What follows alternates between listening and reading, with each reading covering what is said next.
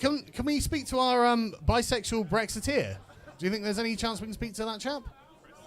So he wanted to speak earlier. Would you like to come and talk?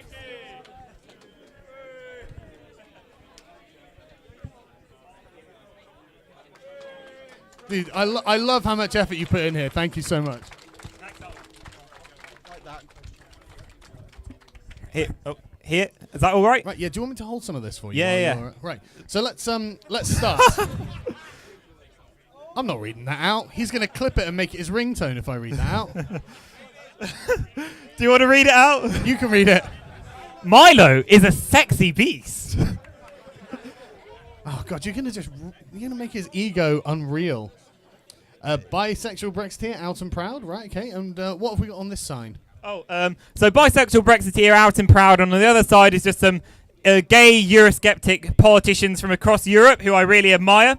So Anne-Marie Waters, I'm with her party, but we've stood aside in the EU election so as not to split the pro-Brexit vote, because while we're still under the rule of the EU, we've got to work together and make sure we get out of the European Union, because we can't stand not one more day of EU tyranny! Bravo. Absolutely fantastic. So, tell me, why do you find the EU tyrannical? Well, you talked about Article 13, so we have the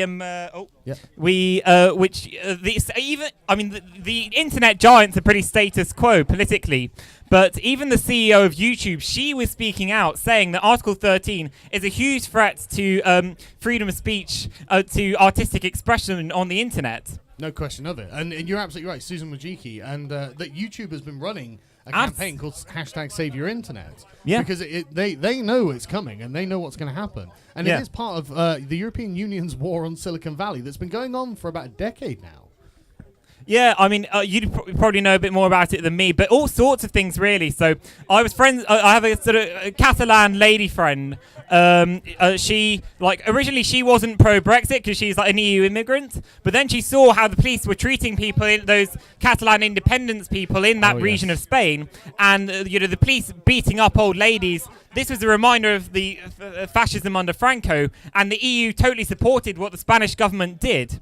So, if they were to leave, and besides, if Catalonia were to become an independent country anyway, they'd be joining us in the Brexit club because they'd have to leave the EU. Yes, they would. So so now she's going to join us in the Brexit club as well. So. And it's interesting. I never hear anyone from inside the EU complaining about the way the French police are treating the Gilets jaunes. Oh, absolutely. Like if people are saying if this was happening in Russia or in Trump's America, we'd be all over it. Yep. But we don't care because it's all right when they do it. Yeah, That's absolutely. the mentality, I think. Yeah, I mean, Macron is a bit. Oh God. He's got two very geriatric girlfriends, hasn't he? Oh right, yeah. But you got but then just next door, just on our doorstep, we've got Leo Varadkar, who's just gay Macron on steroids, really.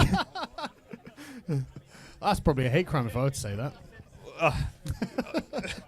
I'm allowed. I got the gay card. So. Yeah, exactly. You see, how do I get a gay card?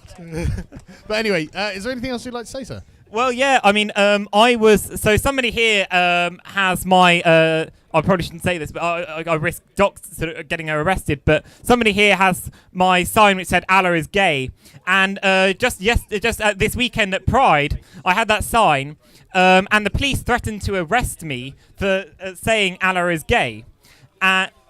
Sorry? I know. Even if you are brown, the Council of Ex-Muslims of Britain did it, and the organisers of Pride London tried to ban them from the event. Yeah, she got her sign taken away. Exactly, this is insane. And I was on the other side of this very same sign, it said, gays, Christians and Muslims unite against communist China, where they are persecuting all three of those groups. That's correct, yeah. So you've got the Uyghur Muslims in concentration camps, similar stuff happening to the Christians. As for gay people, anything non-heterosexual is banned in the mainstream media in communist China. Because a lot of people seem to forget that the most radical left-wing people in terms of economics have also been like the most socially conservative. So Jeremy Corbyn called Fidel Castro a champion of social justice when this tyrant puts people like me in concentration camps simply for being who we are. These loads of Labour lovies over there think that Corbyn is what we need for women's rights, for gay rights, for minority rights, for everything, that he's some wonderful hero. He is not. He's one of the biggest threats to this country after the EU. Totally agree. And because of the damn Conservatives, he's coming next, isn't he? Let's be honest. Unfortunately so. I think with Theresa May, like, even if somebody replaces her, I mean, almost anyone's better than Theresa May.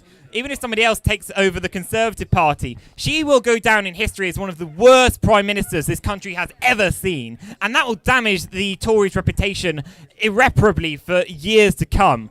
And I think, in a way, this is a good thing for parties like UKIP, for Britain, for Brexit Party. I think we're seeing a seismic shift in British politics, everyone. And it's great to see Sargon here leading the way. Thank you very much. Really appreciate it, man.